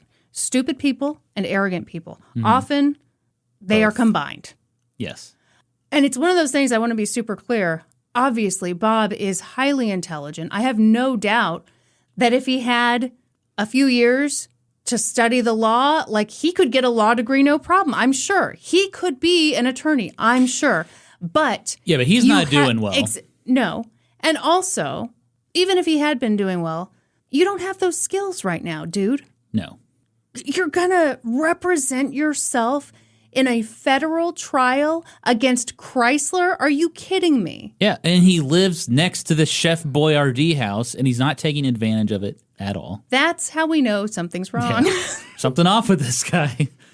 By the time the jury went into deliberation at this trial, Bob was confident as a man who was acting as his own attorney. Bob was certain that he was going to not just win this legal battle with Chrysler. Oh, no. But that the jury would award him so much money that it would really hurt Chrysler. No. Like maybe they couldn't keep going. We award you $2 billion, Bob. You are now Mr. Chrysler. We're giving you the company. Yep. Bob was wrong, of course. Yeah. Again, it was kind of the same as the Ford trial. The jury didn't find that Chrysler acted willfully when it infringed on his patents. Yes, they infringed on your patent, but they didn't do it willfully. And that brought the damages down considerably. Mm-hmm. The jury awarded Bob $11.5 million. Okay, so better than Ford. Right. And it would be about $20 million with interest added in. Mm-hmm. Fun fact, over the course of this entire legal saga, Bob hired and fired 5 different legal teams before he eventually decided to represent himself in court. And I say fired, but I saw other sources that said that they fired him as a client. So yeah, do with that what you will. So he's sued Ford. That's over. He's sued Chrysler. That's over. Who's next on his hit list? He's got like 18 other car companies that he's going to sue. Okay. By this point, He had his office across from the courthouse, Kearns Associates, and 4 of his 6 children had joined him in this fight. Did any of them have legal training? No. No. And if you're wondering, gee, did that pan out okay? The answer is no. No, it did not. Okay, for example, this is ridiculous. Bob's oldest son, Dennis, he became a licensed investigator to help with this legal battle. And I suspect that our dear friend Dennis here learned how to be an investigator by watching TV. Because at one point, apparently, during a negotiation with Ford, he plopped his .45 automatic on the desk just to show him what was up. Oh, boy. Yeah, that's not a thing you do. Then, while he was working on another case, Dennis seduced a paralegal who was working for the opposing law firm in their case against Porsche. He seduced her? He seduced her. He engaged in an 8-month-long affair with this woman in the hopes that she'd give him legal documents. And she did. And Bob presented them in court, and the judge was like, Where did you get those? Yep. He was like, wait, how did you get these? And when the judge found out that Dennis had gotten them via the horizontal tango, the judge was like, what? No! He goes, I will not admit these to evidence. And also, I'm fining you $10,000 because this is not how this works. Holy shit. It's ridiculous. Is this a movie yet? It is a movie. Or a miniseries? It's called A Flash of Genius. I didn't watch it because it's not, it's Is that based the one with on Greg Kinnear? Yes. You know about this? Yeah.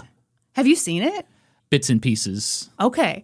I didn't want to watch it because it's just based on a true story, but it doesn't stick strictly to the facts. And so I didn't want to get any of that kind of mixed in my brain. Well, yeah, and I don't remember this in the movie at all. Honestly, some of this stuff is so ridiculous that I'd be like, we can't put this in the movie because it's not believable.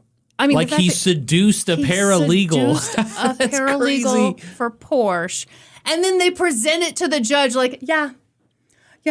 All I had to do was eat some pussy. And Woo, dude, yeah. Where did you get your certification? I'm about to bust. So the first 2 cases are over. Bob had dreams of going to trial against every car manufacturer under the sun. But that really fell apart when he decided that he and his kids should be the legal team. Yeah, look, even lawyers on trial hire other lawyers. Well, absolutely. And I'm sorry, you have to be humble enough to know that there are certain things I don't know. Certain basic things I don't know. Yeah. And yes, lawyers are expensive. Maybe you hate lawyers. Okay. But you need a lawyer. Yep. So pay up, buddy. He won plenty of money. You can hire a great legal team. Yeah. Well, or you can just have your son seduce everybody. Dennis, I need you to fuck everybody. Dennis is exhausted. I've eaten out 20 women this week. I've got cotton mouth. Get me the crystal light. Crystal light stat. So they missed deadlines, just basic shit. I mean, and honestly, I'm not trying to talk shit on them. They've got like 17 different lawsuits they're trying to pursue. Yeah. Of course you're going to drop the ball when you are not an attorney. Phyllis was smart to get out of this. I completely agree. I think Phyllis was right. She was like, I see where this is headed. And obviously she couldn't know how bad it was going to get. But why are you smiling I'm at just me? thinking about his son seducing everybody. That's my favorite part of this story so far. So, they're failing to do basic stuff. And so the judge dismissed all of Bob's cases. And the judge was like, no more. We're good. Yeah, because you're wasting time and resources. Yes. When you're not doing, the basic things that a lawyer would know how to do. Also, I believe this judge had presided over like all of Bob's shit. And so he knew what was up. I think the judge was He knew it was up. done. Yep. Another layer to this is that by this point, all of Bob's patents had expired. Yeah, I was going to ask. So these patents lasted for 17 years. Mm-hmm. And my understanding is that after that, it's kind of a free-for-all.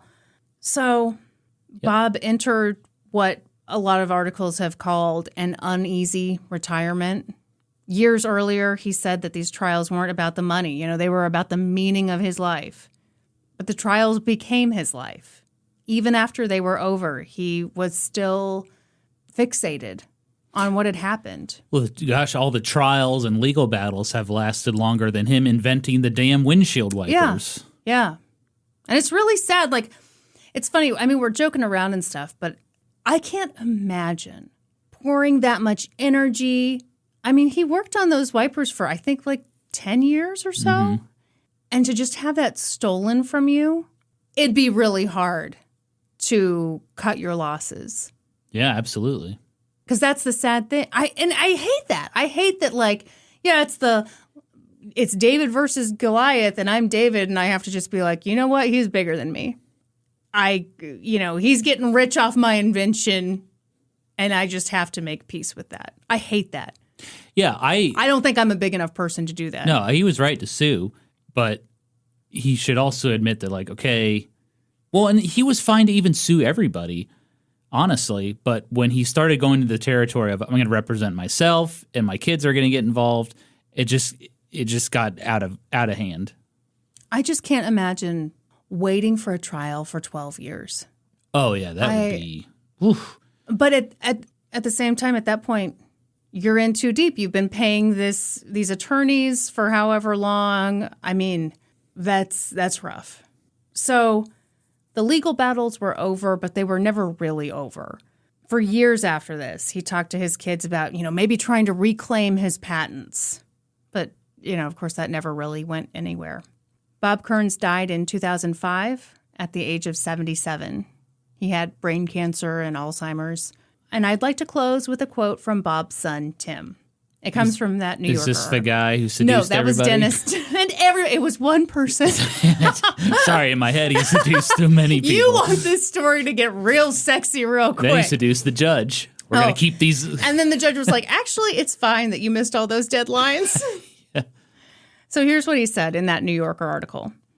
I guess you could say that the lawsuit has ruined my father's life, but I don't choose to look at it that way. It is his life. If there's a tragic aspect to it, it's that my father has never invented anything else. It would be interesting to know how many people's lives have been saved by the intermittent wiper, and how many more lives could have been saved by his next invention. We'll never know, because he couldn't let this one thing go. Yeah.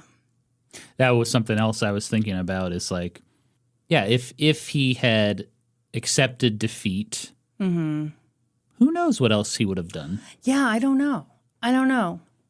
But that's so hard to accept. But that is defeat. hard. Yep. I don't blame him for pursuing the lawsuits. Yeah. I run on Spite and Crystal Light. Yeah, and I don't know what lessons you would learn from that to stop someone from ripping you off like that again. Because it would have been really cool if he could have invented something totally new and, created his own company and done whatever he wanted. Then he could have had that factory. Maybe. With all of his kids. But anyway, that is the story about windshield wipers. Excellent job, Kristin. Invented by a woman. I thought that was kind of cool. Yeah. Yeah. Like the Monopoly board game. Yes. Mm-hmm. Exactly like Future that. topic? I already covered it. On your Old Decrepit podcast. Oh, wow. Sure. No, I have thought about the cases that I found really interesting on Let's Go to Court that just got one episode. I've thought about gosh, what if I just did a deep dive? Do it. Who gives a shit? Just do it. Well, people might care. I don't know. They might be like, we've heard this before. You say you haven't heard the true story. I lied on the last episode. I was full of shit in that last one. Norm, I understand you have solicited some stories from our Discord.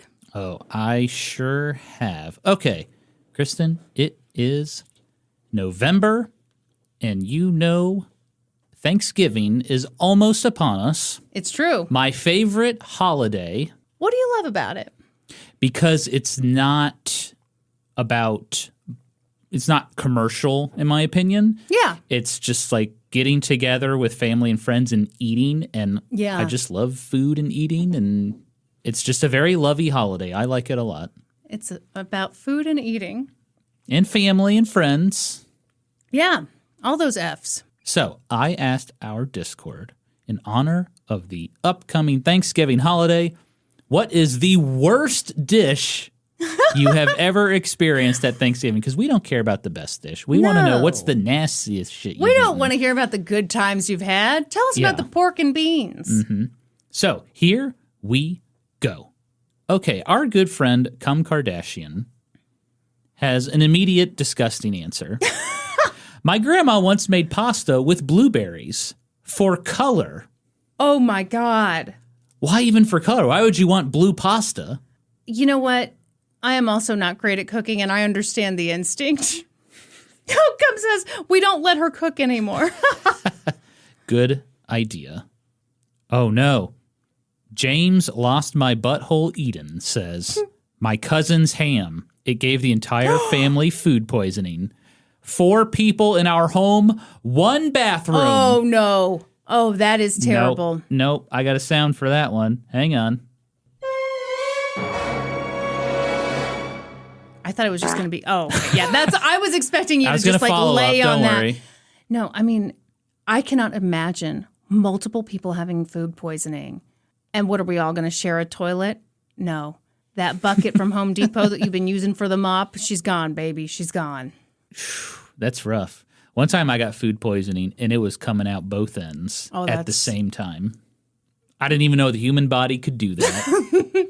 You said, the human body's a wonderful thing. I just admired the human body as I shat and vomited at the same time. Luckily, our toilet was right next to the sink, so I could just like sit on the toilet and lean over.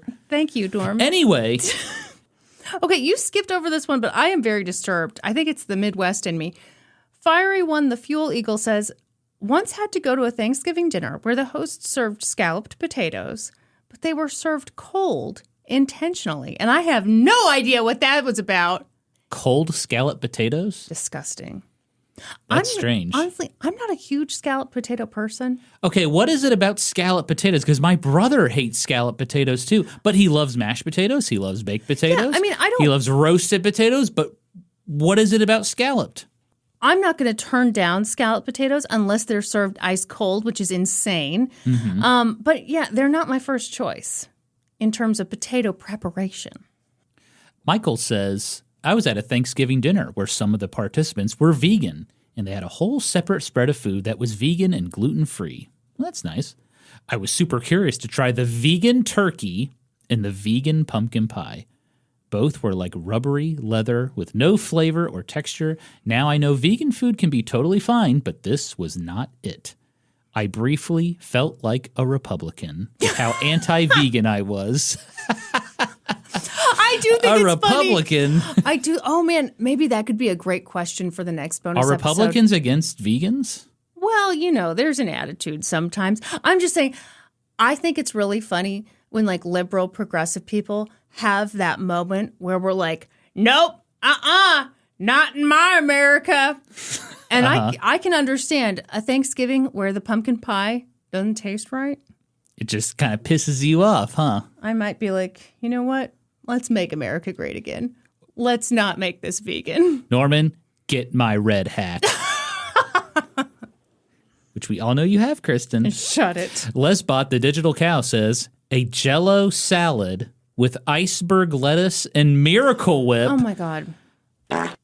Miracle Whip? Okay, Norm, this was a thing in like the 50s where it was a savory Jell-O. They loved their Jell-Os in the 50s, and they would do like, I mean. Well, Miracle Whip was originally advertised as like something you dip your fruit in. What? Yeah. Ew. For real. You dip your strawberries in Miracle Whip. Terrible ideas. Ooh, a local frog says, my stepmother bought Boston Market and then warmed it in the oven with the plastic. Oh, no. Yes, we still ate it.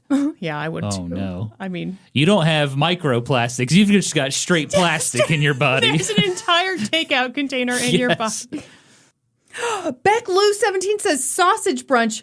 Beck Lou 17, how dare you? Oh, hang on. I'm going to ban her. Oh. Go ahead and ban her. Oh, okay. Oh, no, that was a joke. I'm not. Oh, okay. I'm banning her because she said sausage brunch. I thought she had done something. I was like, oh my God. She did do something. Yeah. She said sausage brunch is terrible. Oh, hell yeah with an axe says, one time I had never seen a cooked beet before and I thought it was cranberry sauce. Oh, no. So I fucking loaded my plate and learned a difficult lesson. Yeah, because there's some shame. They do look the same. There's some shame if you have to put it back. You can't put it back. No, you can't. Have to put it back. You cannot put something back on the buffet table. That's what I'm saying. Yeah, okay. So you just got to suck it up and eat those beets. Well, you've got to eat the majority of it. Okay, Temple of Hymen says, one time my ex-husband's grandma made a terrible broccoli casserole. We asked her where she got the recipe, and she said, off the can of Cheese Whiz. Oh, that's sweet. Oh, my God. Grandma made the Cheese Whiz broccoli casserole. Gross. I bet that was terrible. Yeah. I don't know. I find it sweet. Shelb E says canned asparagus.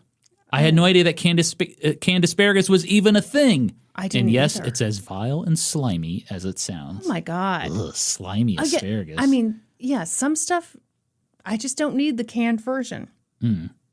Freedom of Peach says, my mother-in-law makes this weird Midwest dish with Jell-O and carrots. Every year I eat some because this dish is a family tradition. You're a good person, Freedom of Peach. I wonder, oh no, I'm trying to make it okay. That's not okay. Jell-O and carrots? They're both sweet. Yeah. I mean, I hope to God it's shredded carrots. Like, you don't want a big chunk. Imagine just a whole ass carrot surrounded by Jell-O. Okay, wait a minute. We got a hater in here. What? As a Canadian who has American family, I often visit during holidays. Never have I ever been as offended by something I put in my mouth than sweet potato casserole. What on God's green earth possessed you to make this a staple dish? Okay. Oh, that's it. Okay, Canuck. Head back north of the border because sweet potato casserole is delicious. How dare you? How dare you? Andy Bashir's Tramp Stamp, which is an excellent Discord name, says, my grandma's cat hair covered cheesecake. That none of us would actually touch. No. You could visibly see the cat hair. Oh, my God. Gross. Oh, eventually Grandma's got to hand over the reins. Yeah, grandma's eyesight's going. She can't see the cat hair. It's time for someone else to host. Oh, my God. Snapple says, my family has a recipe they call green salad. In typical Midwestern fashion, it contains 0 leafy greens. It's lime jello, green olives, and sweet pickles. My dad's cousin swears it tastes so much better with a dollop of mayo on top. Oh, my God. I am going to throw up. That is disgusting. Oh, my God. I can't believe it's not pig butter, says. I immigrated to the U.S. at 8 years old, so the first time I had turkey was the first Thanksgiving in the U.S. I just thought it was an extra dry and tasteless chicken. Still not a fan of turkey to this day. Okay, hot take, I agree with this. Yeah. I don't think turkey's that good. I love it when someone serves up ham at Thanksgiving. I do too. Big fan.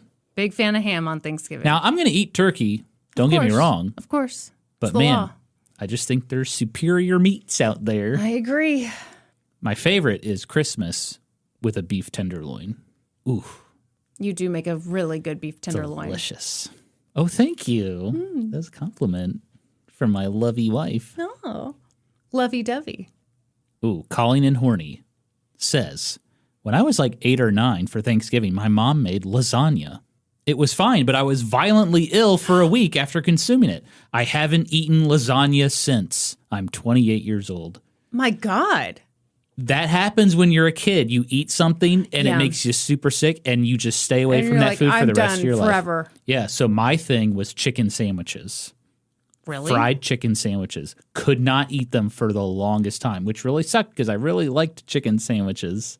How old were you when you got sick? I was 9. Okay. And I just Yeah. puked my guts out. Okay. And I couldn't have chicken sandwiches for like 15 years. Roadkill Collection Crew says, I think my aunt is a great cook, but my mother once told me that she doesn't like it when Aunt Valerie hosts because she cooks exotic things like sweet potatoes. So exotic. Get out of here, Aunt Valerie, with your newfangled things. A potato that's orange? You won't believe what they call it. Ooh, Belle of the Ball says, my mom makes tuna casserole. Canned tuna, egg noodles, can of cream of mushroom soup, can of green beans, all mixed in a casserole dish and topped with American cheese and crispy onions. Oh, Jesus Christ. I learned to cook in self-defense. Oh, my. Call me Little Sunshine. We're going to end on this one. Okay. Call me Little Sunshine. Gravy with hard-boiled eggs in it. Oh, gross. Like halves of hard-boiled eggs. Not sure if it's a Southern thing or just No, gross. it's not. It's just gross. Hi, grew up in the South. Never heard of that. Okay, we're going to end on that. Thank you all. That was wonderful. Thank you all. Thank you all for sharing your disgusting Thanksgiving dishes with us. I don't think I have any that come to my mind. Have you had one? Pretty standard fare every Thanksgiving for me. Yep. I don't have anything that wild and crazy. Damn. Yep.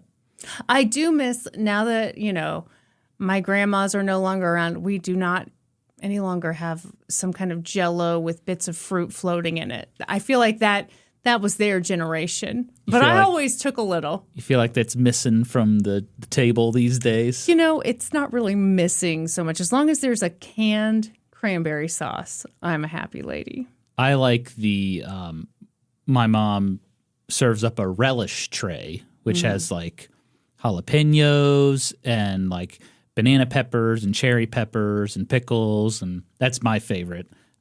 I like to accessorize my meal. Okay. Don't knock it. Cherry pepper with turkey is delicious. Okay. All right, let's wrap this thing up. And thank you all for listening. Thank you for being patrons. We appreciate you. Yeah, thank you very much. Hope you enjoyed this bonus episode. And we'll be back next month. Baby. Kristin, you know what they say about history, hoes. We always cite our sources. That's right. For this episode, I got my information from the article The Flash of Genius by John Seabrook for The New Yorker. The article Accomplished Frustrated Inventor Dies by Matt Shadell for The Washington Post, as well as reporting from The New York Times, NPR, People.com, and Newspapers.com. That's all for this episode. Thank you for listening to an old-timey podcast. Please give us a 5-star review wherever you listen to podcasts. And while you're at it, subscribe. Support us on Patreon at patreon. Well, you already do that. Follow us on Instagram and Facebook and TikTok at Old Timey Podcast. Join the Reddit community, r/Old Timey Podcast, and follow us individually on Instagram. I'm Kristin Pitts Caruso, and he's Gaming Historian. And until next time, toodaloo, ta-ta, and cheerio! Bye! Bye!